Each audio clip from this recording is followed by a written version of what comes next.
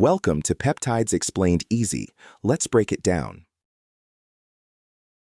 SS-31 is one of those peptides where the science is genuinely interesting, but the internet takes it one step too far. You will hear people say it repairs mitochondria. You will hear people say it reverses cellular aging. You will hear words like energy, longevity, and mitochondrial rejuvenation. But the real question is more precise. Does SS-31 actually reverse cellular aging, or does it mainly help stressed mitochondria function better under pressure? Those sound similar, but they are not the same claim. And that difference matters, because in rodents and cell models, SS-31 can look very impressive. But in humans, the evidence is much narrower, much more disease-specific, and much easier to overstate. So let's separate the real bioenergetic signal from the anti-aging speculation. SS-31 is also called elamipretide. It is a very small peptide made of just 4 amino acids. You may also see it called a Cellular peptide. The important part is not its name. The important part is where it goes. SS-31 targets the inner mitochondrial membrane. Mitochondria are often described as the power plants of the cell. That's useful, but incomplete. Mitochondria are not just batteries. They are structured machines. They have membranes, they have folds, the electrons move. They make ATP, which is the cell's usable energy currency. And when that structure becomes damaged, the system can still run, but it runs poorly. Electrons leak, efficiency drops, oxidative stress rises.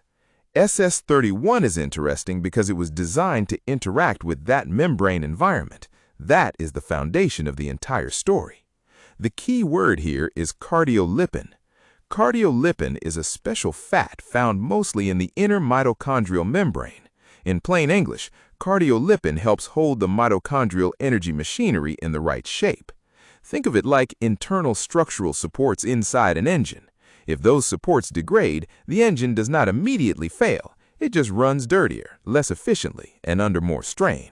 When cardiolipin biology is disrupted, electrons leak more easily. Oxidative stress increases. ATP production becomes less clean.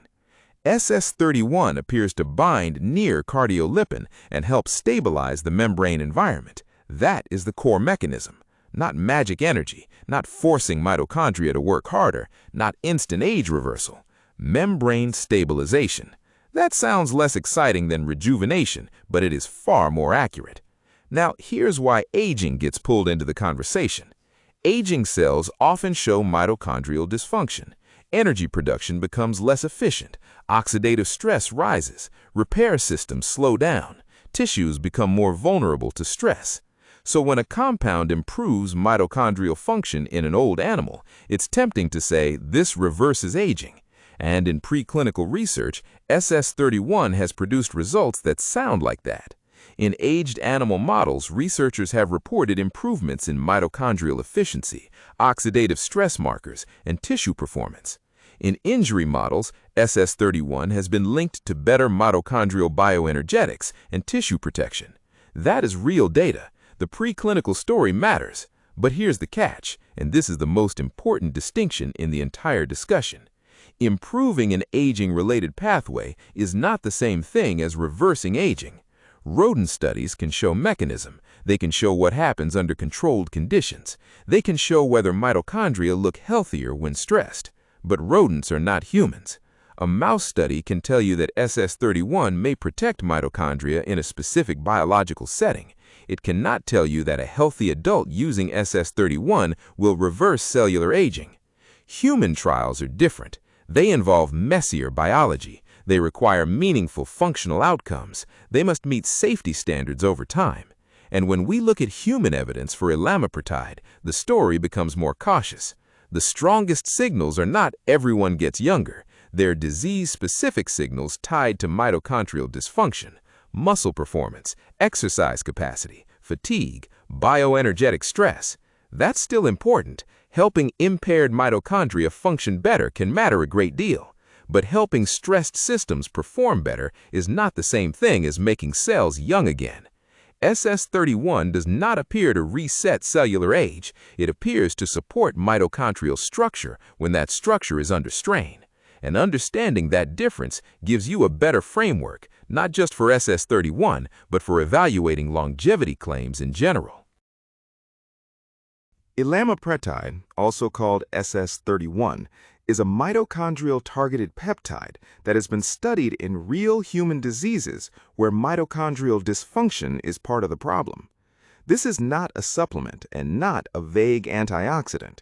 It is a drug designed to go directly to mitochondria, the structures inside cells that produce energy. The clearest regulatory milestone for SS-31 is Barth syndrome. Barth syndrome is a rare genetic mitochondrial disease tied directly to cardiolipin biology. Cardiolipin is a specialized fat in the inner mitochondrial membrane that helps mitochondria hold their shape, move electrons efficiently, and produce usable energy. When cardiolipin biology breaks, energy production suffers. Under the brand name Forzinity, elamipretide received FDA accelerated approval for patients with Barth syndrome who weigh at least 30 kilograms. The approved use is narrow and specific, improving muscle strength. That matters. It shows that a mitochondrial-targeted peptide crossed the line from theory into regulated medicine. But it also matters what that approval does not mean. It does not prove wellness claims. It does not prove anti-aging. It does not prove longevity. It does not prove general mitochondrial optimization in healthy people. Accelerated approval means a drug showed a meaningful effect on a defined clinical endpoint in a serious disease, not that it upgrades human biology across the board. Beyond Barth syndrome, SS-31 has been studied in other human disease contexts, including mitochondrial myopathies, heart-related conditions, and disorders where energy metabolism is impaired. The practical human claim stays careful. SS-31 may improve certain measures of mitochondrial function or physical performance in specific disease settings. That is very different from saying it reverses cellular aging. So what is the real signal here? The real signal is bioenergetics. Bioenergetics means how cells produce, manage, and use energy. When mitochondria are under stress, they often become inefficient. They produce less usable energy. They leak more electrons. They generate more reactive oxygen species. When those reactive molecules rise too high, they damage cellular structures. That damage is called oxidative stress. SS-31 appears to help the mitochondrial membrane work more cleanly in certain stressed conditions. That can show up as better ATP production, lower excess oxidative stress, better tissue resilience, and improved muscle performance in disease contexts. In animal models, it can also show improved recovery after injury. These are bioenergetic shifts. They are real, they can be clinically valuable, but they are not the same thing as a proven age reversal effect. This is where the language has to stay disciplined. Aging is not one pathway. Aging includes mitochondrial dysfunction, but also DNA damage, cellular senescence, immune system changes, stem cell exhaustion, epigenetic drift, and failures in protein quality control. Improving one of those processes does not reset the entire system. Plain English helps here. If your engine runs cleaner, that is good. It may run more efficiently and break down more slowly, but that does not mean the entire car became brand new. That is the mistake people make with mitochondrial peptides. They see one important pathway improve and turn it into a total body longevity claim. With SS-31, the more accurate statement is straightforward. It may help stressed mitochondria function more efficiently. It may reduce oxidative stress in certain models. It may improve bioenergetic performance in specific disease or injury contexts. Whether that translates into meaningful anti-aging effects in healthy humans is still unproven. That is the honest line.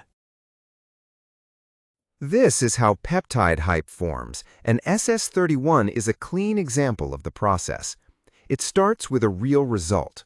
A rodent study shows improved mitochondrial function in aging tissue. That is a specific finding in a specific model measured under controlled conditions. On its own, that result is narrow but legitimate. Then the language stretches. Improved mitochondrial function quietly turns into SS-31 reverses cellular aging. That sounds plausible because mitochondria matter for aging biology, but it is already broader than what was tested. No aging was reversed, a mitochondrial marker changed. Next, the claim becomes an identity. Reverses cellular aging turns into SS-31 is a longevity peptide.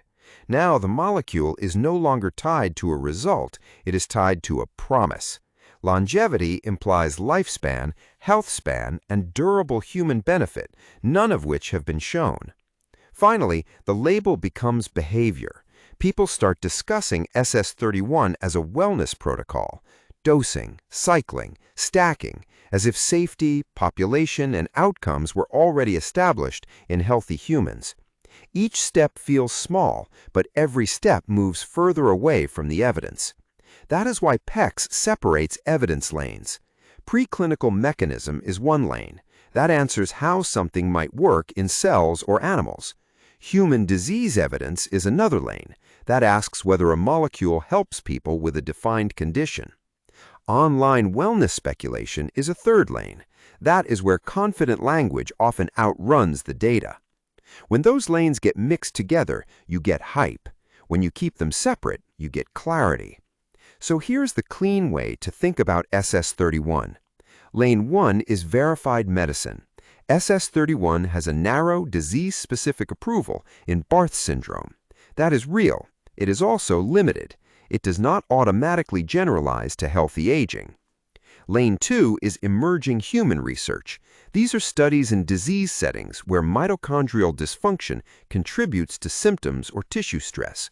Some trials show functional or bioenergetic signals. Some do not. This lane is promising, but not universal and not about longevity. Lane 3 is preclinical aging biology. In rodents and cell models, SS-31 can improve mitochondrial function, reduce oxidative stress, and increase tissue resilience under stress. This is exciting science. It is also not direct proof of human age reversal. Lane 4 is online anti-aging claims. This is where phrases like reverses aging and longevity peptide live. The evidence here is weakest, and the confidence is usually highest. So when someone says SS-31 reverses aging, the correct response is simple. Show me the human endpoint, not the mouse data, not the mechanism, not the mitochondrial marker, the human endpoint. Here is the simple biology without the hype. SS-31 targets the inner mitochondrial membrane. Its key mechanism involves cardiolipin, a lipid that helps stabilize the membrane and organize energy-producing machinery. In stressed mitochondria, cardiolipin structure and efficiency can break down. SS-31 appears to help stabilize that system, allowing mitochondria to run more cleanly under stress. In rodent and cell models, that can look very impressive. You see better bioenergetics, less oxidative damage, and improved tissue performance in aging or injury contexts. In humans, the strongest claims are much narrower. Disease-specific signals, functional measures in defined populations, and the Barth syndrome indication. So, does SS-31 reverse cellular aging? Right now, that claim is too strong. The better claim is this. SS-31 may help stressed mitochondria function more efficiently and manage oxidative stress more cleanly in certain contexts. That is real enough to study seriously. It is not proven enough to call human age reversal. And that difference is the line between peptide science and peptide hype. If you want to explore peptides using this evidence lane framework, download the PECS app at app.peptides-explained-easy. You can explore an encyclopedia of peptides in the PECS format, dig through curated community insights, compare peptides, use tools like the Easy Calculator, build custom stacks and protocols, and track your progress. Thanks for watching.